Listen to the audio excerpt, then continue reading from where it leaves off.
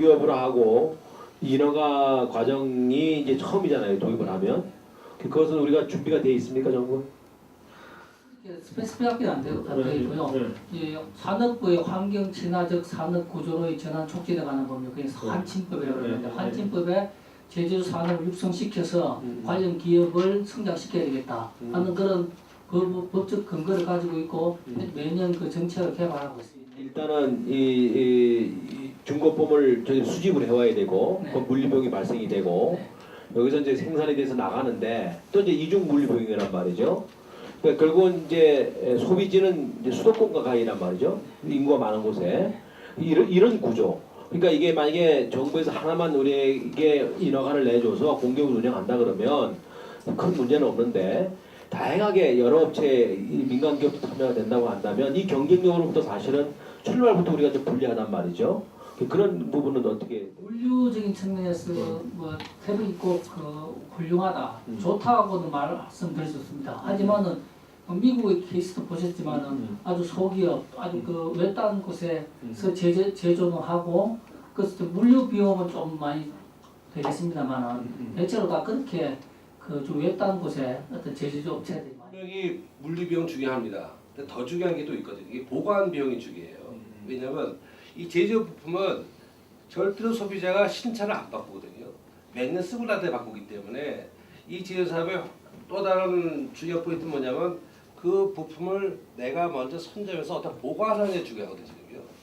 그러니까 이 보관 장소가 왜 선진업체가 왜 대도시에서 안 하냐면은 그 보관 장소를 대도시 하면 감당이 안 됩니다. 그게요. 그래서 오히려 제가 볼 때는 지적하신 물류 비용에 더 버금가는 보관 비용이 있기 때문에 제가 볼 때 저희가 한쪽은 불리하죠, 한쪽 유리하다는 측면이 있단 말이죠. 생산 라인의 설비보다는 이제 기술자 확보가 더 문제일 거라 보는 거예요. 기술자. 이제 기술자도 투 클래스가 있습니다. 생산하는 분들은 고기술자들이 아닙니다. 이 지역 주민들로 충분히 다 되고요. 그게 몇 프로 되죠? 그 한 80% 이상이 되는 겁니다. 각각의 라인, 자기가 맡은 공정만 하면 되기 때문에 각각의 공정 라인을 맡는 것은 단순 반복입니다. 그렇기 때문에 그렇게 많은 교육이 필요가 없습니다. 적어도 한두 달의 교육은 필요할 거라고 생각이 들고요. 그것을 제조할 수 있게끔 하는 기술들이 있습니다. 생산 기술과 그 다음에 연구 기술이 있습니다. 이거는 고급 기술자들이 받침을 해줘야 됩니다. 기술자 확보를 말씀하시던데 이제 저는 이제 뭐 외람도 제가 이런 얘기를 좀 들으면 외람되지만 이 하이어멘터가 태백시의 영원한 정말 기업을 남으려면은 기술자는 우리 지역 사람이 돼야 됩니다. 이게 제일 중요한 거예요 지금요. 근데 기술은 어느 순간 되는 게 아니에요. 그래서 저는 기술자를 가나가면 외부에서 영이 많아고 우리 내부에서 키우는 걸 가자. 그래야지 이 사람을 가져갈 수 있거든요 지금요. 그래야지 제조가 돼야지 사업은 우리는 아시겠지만 이제 대대손손 가야 되는 사업이기 때문에 항상 기술자 확보를 지역사회를 키워가지고 저희가 그런 전략을 짜가지고 좀 호흡이 길더라도 좀 영속성 있고 지속성 있는 삶을 가야지 너무 단기 눈에 보이는 삶을 하게 되면은 그 다음에 없어지거든 지금. 시장에 필요로 하는 그 소비 욕구하고 우리가 여기서 생산하는 욕구하고 어느 정도 이거는 조사가 한번 됐습니까? 네. 톤 카트리지가 제일 많이 활성화되어 있습니다. 톤 카트리지. 그게 한 7,500억 원 정도 규모로 지금 잡혀져 있고요. 물론 뭐 청매라든지 하면은 뭐 조단위가 넘습니다. 그리고 지금 이제 현재 그 조그만 업체들로 통해서 공급이 많이 되고 있거든요. 작은 것들, 작은 작은 부품들. 예예예 뭐한 5인 이내. 이게 작은 부품들이겠죠. 엔진 같은 거 손 못 대겠죠. 엔진은 이제 몇 개 업체 안 되고요. 안 되겠죠. 예. 조그만 그 부품 위주로 해서 자동차 부품 쪽이 한 80~90%를 차지하고 있습니다. 지금. 우리나라의 지금 수입차 비중이 점점 높아지고 있지 않습니까? 현재 18%입니다. 여기에 전 엔진 트랜스미션은 제조국으로 갑니다. BMW다 독일로 갔다가 옵니다. 신품이 와서 수리가 되는 게 아닙니다. 다 제조주 제품입니다. 다. 그래서 그런 시장이 굉장히 잠재를 많이 하고 있다. 국내에서 제대로 하는 데가 있다면 그 사람들이 굳이 돈을 많이 들이면서 거기를 갈 필요가 없다. 현재 어떻게 팔 거냐는 문제에 가서는 현재 대한민국 소비자들한테는 현재 은식 가시도 절대로 제조 부품 안 씁니다. 이 소비자 인식 변화가 최소 3 내지 5년 걸려요. 이 제조 사업은 지금 하이어 렌터한테 공기업이 아직 할 수가 없는 사업이에요. 그 이유가 뭐냐면은 대한민국 정부에서는 이 제주도를 손을 안 대면요 국부 유출을 해버려요.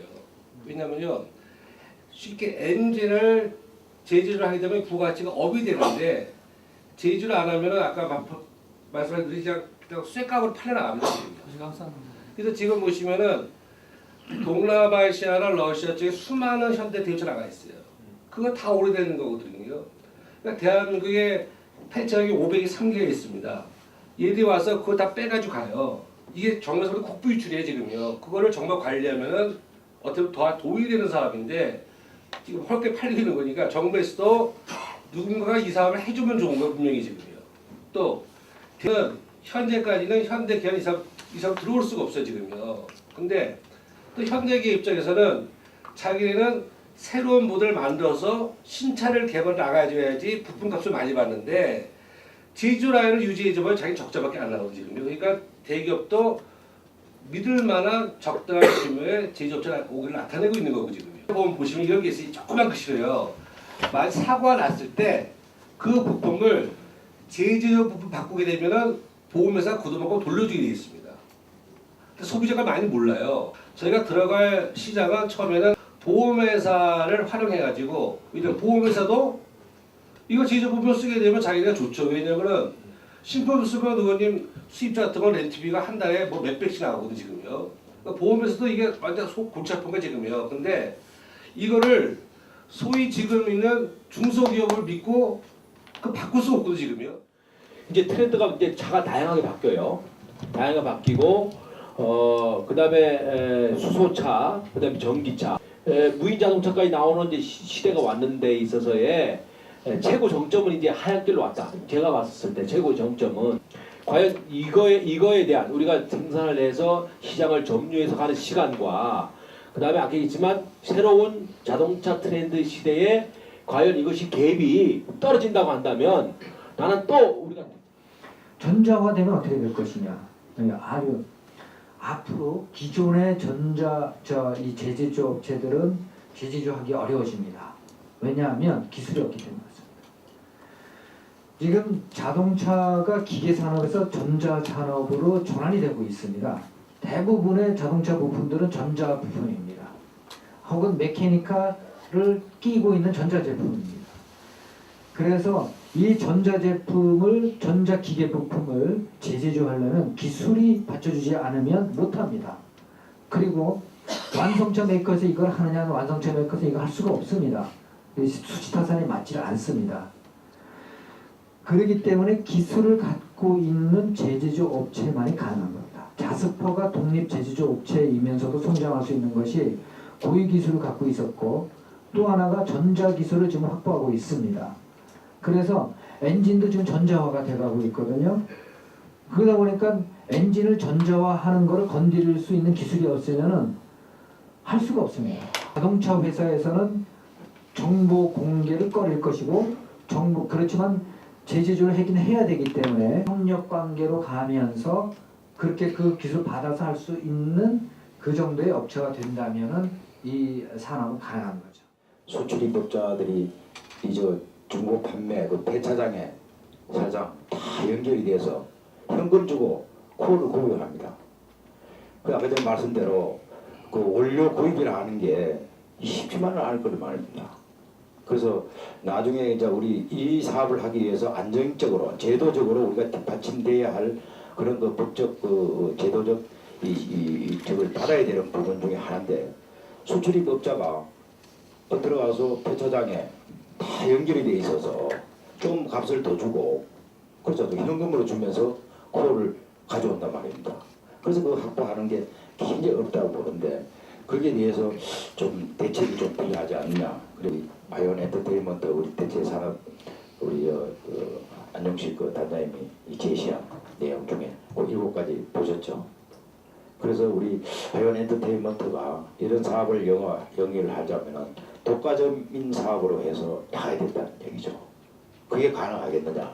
그래서 어떤 제도적이고 행정적인 그 지원을 저희들이 직접적으로 받아야 되겠다는 얘기죠. 원료 수입 문제, 아까 전에 기술력 확보라 했지만 참 그게 자부위원회에서 또 그다음에 생기위원회에서 그 중심이 돼서 기술력을 확보하는데 최선의 노력을 다할 것이라고 생각을 합니다. 이런 문제점을 정확하게 좀 짚어야 되겠다라는 생각을 합니다. 지금 이제 뭐 제재조 산업을 중점적으로 여기서 논의를 하고 있지만 이 제재조 산업이 아직 확정된 것도 아니에요, 사실은. 이 제재조 산업 하나 가지고 우리가 해 나가는데 정말 심각한 앞으로도 지금보다는 훨씬 더 어려운 과정들을 거쳐서 사업 결정이 나게 될 겁니다. 그러면 이게 안 됐을 때를 대비해서 국방물자도 우리가 같이 함께해서 같이 추진을 해서 좀 같이 발맞춰 나갈 수 있는 거 아닙니까? 엔터에서? 그 부분에 있어서도 이거 강구하면 절대로 안 될 것 같습니다. 나사 때문에 나로가 못 떴어요. 그러니까 작은 것 하나를 잘못 봐서 전체를 흘러볼 수가 있어요. 현대산업은 훨씬 더 그렇습니다. 경쟁자가 많아지고 정보화 사회이기 때문에 작은 것 하나가 큰 일 다 거칠 수가 있거든요. 그래서 이제 저희들이 열심히 묻는 것이고, 따라서 저는 우선 이 제재소 사업에 대해서는 지금 우리가 질의드렸던 내용과 또 여러 가지의 가상 리스크를 설정을 해서 매뉴얼을 만들어 보세요. 그래서 끊임없이 자문자답을 한번 해보셔서 또 이런 회의를 했으면 좋겠고요. 웰리스 사업에 대해서는 이렇게 생각합니다. 제조업은 일자리를 창출하는 데에는 역할을 합니다만은 우리 이 지역 주민이 그 산업에 제2산업에 종사할 수 있는 기회부여가 안 됩니다. 다시 말씀드려서 큰 공장이 있으면 작은 부품 회사들을 수없이해서 울산이라고 하는 시내가 형성이 되는데 지금 현재 이런 산업은 이 산업으로 끝난단 말이죠. 그래서 웰리스 산업도 한번 검토를 우리 사장님한테 한번 해볼 필요가 있는 것은 이거 웰리스 산업을 잘하면 항로화 산업하고 이제 좀 연관이 돼 있는 거거든요. 항로화 산업 늙지 않게끔 하는 거. 그럼 이것은 뭐냐면 여기서 이제 고냉지 이제 여러 가지 농산물이라든가 약초라든가 이런 부분이 나기 때문에 잘만 하면 산업으로 연결될 수가 있어요. 돈 많이 안 들이고도 큰 돈 들이지 않고 웰리스 사업은 시설은 질 필요가 없습니다. 이런 산업 구조 시스템이 변화가 온다고 한다면 정말 1, 200억도 안 들이고 할 수가 있어요. 그러니까 이것도 한번 더 심도 있게 한번 검토해 보시고요.